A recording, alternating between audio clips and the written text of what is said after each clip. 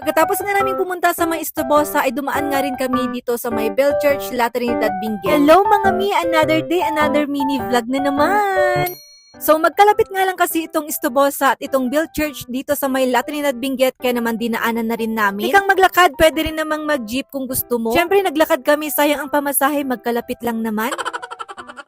So ayan, dito nga sa may Bell Church ay meron ngang entrance fee na 20 pesos. Pero doon sa may Estobosa ay wala namang entrance, pwede ka lang naman mag-donate kung magkano ang gusto mo. Ito nga yung matatanaw mo for worth 20 pesos na entrance fee. O diba, napakasulit at napakaganda nga. Bale sa amin nila nanay at ni Arkidandan ay pangalawang beses na nga namin ang pagpunta dito. At ayan, kabisado nga ni Arkidandan na meron ngang mga fish dito. Yun lang, hindi maulam. Ay naapaw.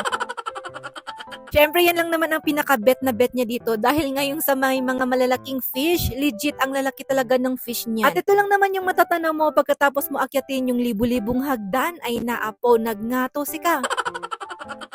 Pero worth it naman ang pagod pag akyat mo dito sa taas dahil ito lang naman ang view pagdating mo nga dito, napakaganda. Ito, ongoing pa lang nung pagpunta namin nung huli at ngayon ngay eto na apakaganda. Talagang tinapos yata para makita namin ngayon. Chares! Pero syempre, dahil nga affiliate marketer tayo, eto, video tayo ng video at post ng post, aura ng aura, ganun, para may pang-post, may pang-benta, kasyay.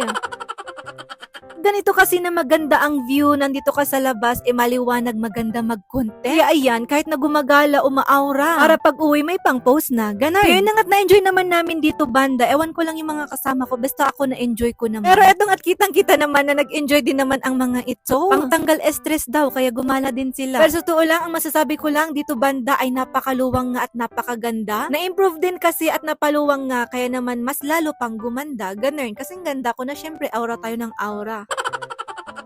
At yan nga yung pinuntaan naming mataas kanina at pag inikot mo dito sa areang to, ayan pa, kitang-kita mo na yung Baguio and La Trinidad, Benguet. Nakabahayan. Actually, pababa na nga rin kami nito kaya naman mas na-appreciate nga namin yung ganda nitong Bell Church. Pababa nga kasi kaya naman nakikita mo yung luwang, kagaya mong maluwang. Charis!